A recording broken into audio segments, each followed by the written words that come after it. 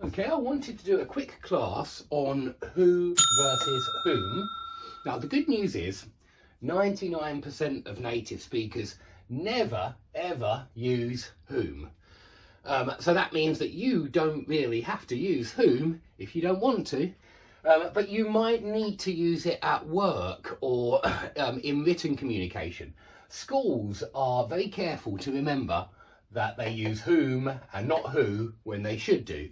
That doesn't mean that the English teachers who work at the school always use whom in their speech, and I am not attacking them or criticising them, because I don't actually use it in my speech if I'm 100% honest.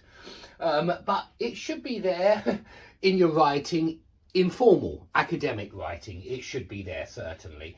And so if you're doing an essay for school, or if you are writing business emails, something like that, you might want to know about whom, just like you might want to know about subjunctive, which is down here in number 6. I thought I'd remind you of that.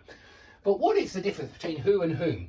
Well, firstly, remember that these guys are called relative pronouns, and it's a great name because relative pronoun means I start a relative clause.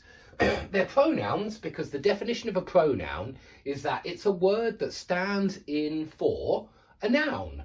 So when I say I am teaching you, I is standing in for Dave. Dave is teaching you. Yeah, that's the idea. You stands in for your name. Yeah, he stands in for his name. And the same with these pronouns here, me, you, him, her, us, them. The only difference about these pronouns is that we call these object pronouns and we call these subject pronouns.